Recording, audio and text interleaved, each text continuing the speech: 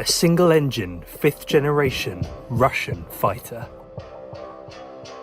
Known as the Checkmate, it could be Russia's power move, even if they're not the ones to play it.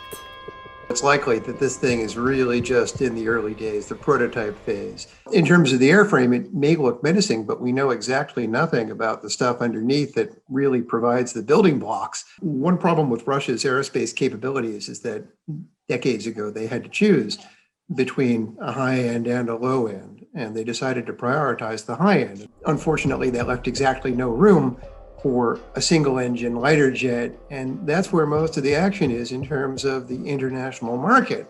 They're trying to get into that export-driven market here. And it's here Russia may struggle. They're often late to market, so many promises that they may be making about the Checkmate probably should be taken with a little bit of a grain of salt for when they say they should be able to start producing and delivering the aircraft. The Russians do have a recent history of making outlandish claims about the onboard technologies when all they've really got is a kind of an impressive airframe, but not much more.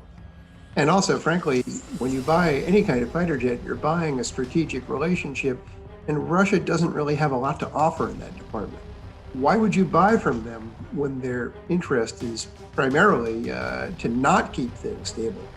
To export the Checkmate and capture more market space, there'll be pressure on Russia to buy some itself, presenting more issues. In a country so large, it's seen night and day at the same time.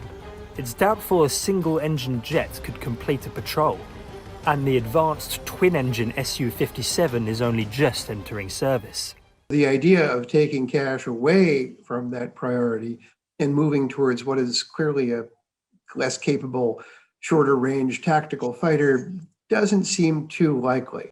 If this is the updated version of the F-35 with modern avionics, it could have modern electronics packages for sensing, contact management, electronic warfare. I think that's what the West would be interested in. It is possible that they've had some sort of crash program involving resources that we just don't know about to create the new lightweight engines and systems needed to effectively build an F-35. That is exceedingly unlikely.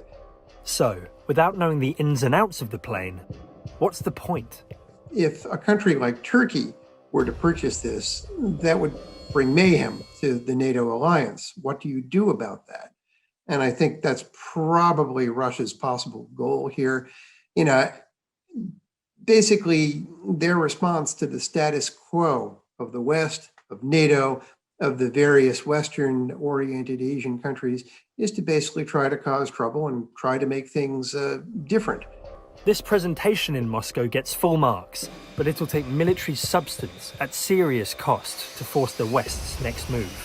I think implicit in the name that they've given this plane is that they're in some sort of, contest for aerospace and strategic mastery with the West. And of course, there's nothing like that going on. So to mix gaming metaphors, I think the response to this contested chess game is to simply walk away from an imaginary table in a rather jujitsu sort of way.